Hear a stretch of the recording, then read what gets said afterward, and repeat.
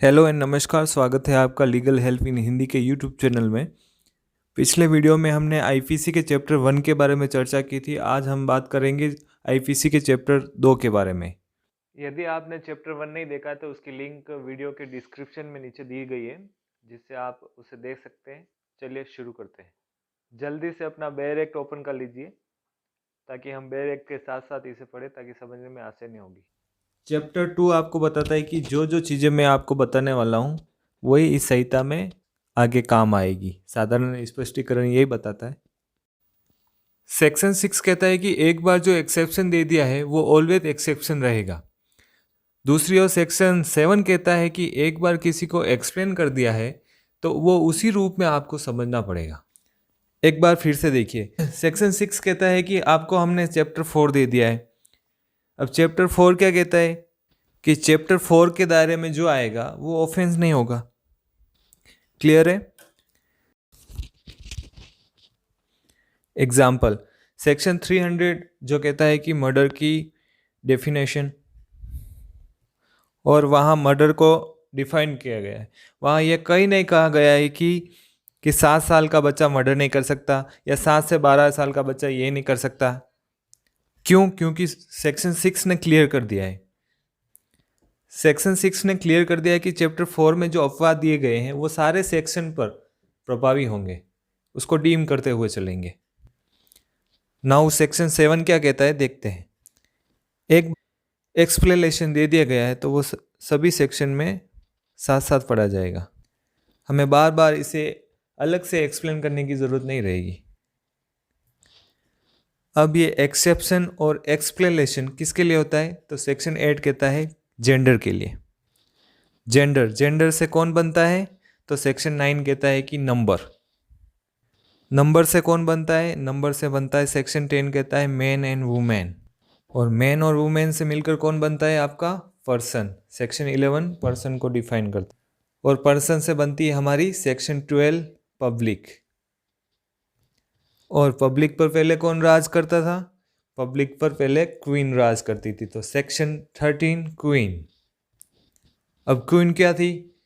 Queen थी government की servant, तो सेक्शन 14 सर्वेंट ऑफ गवर्नमेंट। और उस समय हमारे पास क्या था? उस समय था हमारे पास सेक्शन 15 और 16, यानी कि ब्रिटिश इंडिया और गवर्नमेंट ऑफ इंडिया। हालांकि बाद में इन दोनों सेक्शन को निश्चित कर दिया गया है। फिर अगर इन दोनों को हटा दिया तो इसके बाद हमारे पास कौन आया? हमारे पास आया सेक्शन 17 सरकार, हमारी सरकार। और सरकार कहाँ थी? और सरकार कहाँ की थी? वो थी भारत की। तो सेक्शन 18 भारत को डिफाइन करता है। भारत का वैसे तो सर्वोच्च पद राष्ट्रपति का होता है, लेकिन राष्ट्रपति को जो शपथ दिलाते हैं तो वो होते हैं हमारे न्यायाधीश। तो सेक्शन 19 न्यायाधीश। और ये तो आपको पता ही होगा कि न्यायाधीश कहाँ पर बैठते हैं। न्यायाधीश बैठते हैं सेक्शन 20 में, यानी कि कोर्ट में। और कोर्ट में बैठने वाले न्यायाधीश क्या होते हैं? सेक्शन 21 लोक सेवक। और लोक सेवकों को क्या मिलती है? मूवेबल प्रॉपर्टी, जंगम संपत्ति। तो सेक्शन 22 जंगम संपत्ति। और वो इस जंगम संपत्ति को कैसे गेन करते हैं? वो इसे wrongfully गेन नहीं करते हैं, तो सेक्शन 23 wrongfully गेन। और न ही वो इसे डिसऑनेस्टी के साथ गेन करते हैं, सेक्शन 24 डिसऑनेस्टी, ईमानदारी से करते हैं। और अगर कोई डिसऑनेस्टी के साथ कोई प्रॉपर्टी गेन करता है तो वो कैसे करता है? सेक्शन 25 के साथ, फ्रॉड के साथ, कपटपूर्वक के साथ। और कपट किसके साथ होता है? रीजन टू बिलीव, जहां पर विश्वास करने का कारण होता है। तो विश्वास हम किसका करते हैं? अपनी पत्नी का ही करेंगे ना, या किसी दूसरे की पत्नी का? अपनी पत्नी का। तो 27 सेक्शन पत्नी लिपिक या सेवक के कब्जे में संपत्ति। पत्नी क्लर्क और सेवक क्या करते हैं? वो करते हैं कूटकरण। तो सेक्शन 28 आ गया हमारा कूटकरण। और कूटकरण करने के लिए किसकी आवश्यकता पड़ती है? दस्तावेज की। तो सेक्शन 29 दस्तावेज। और आजकल कौन से डॉक्यूमेंट बनने लग गए हैं? इलेक्ट्रॉनिक अभिलेख। तो सेक्शन 29 का इलेक्ट्रॉनिक अभिलेख। और ये सब करके हमने क्या बना दी? हमने बना दी सेक्शन 13 मूल्यवान प्रतिभूति। तो अब आ गया हमारा सेक्शन 13 मूल्यवान प्रतिभूति। और वैल्यूएबल सिक्योरिटी किस रूप में बनी हुई है? तो वो है हमारी विल। सेक्शन 31 विल के बारे में बात करता है। ये सब आपने कैसे किया? तो ये आपने किया एक्ट और ओमिशन करके। तो सेक्शन 32 एक्ट एंड ओमिशन। और ये सब आपने कैसे किया है? तो आपने सीरीज ऑफ एक्ट किया है, सीरीज ऑफ ओमिशन किया है।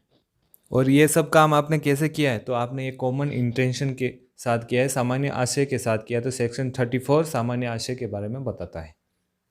और सामान्य आशय में क्या था आपका?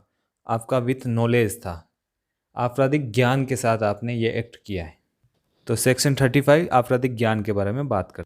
और नॉलेज करके आपने क्या किया? पार्टली एक्ट किया और पार्टली ओमिशन किया है।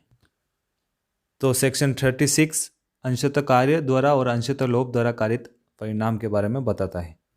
और ये सब आपने कैसे किया? तो ये आपने संयुक्त होकर किया। सेक्शन 37 इसके बारे में बताता है, गठित होकर। अब आता है सेक्शन 38 बहती गंगा में हाथ धोना। अब ये क्या होता है?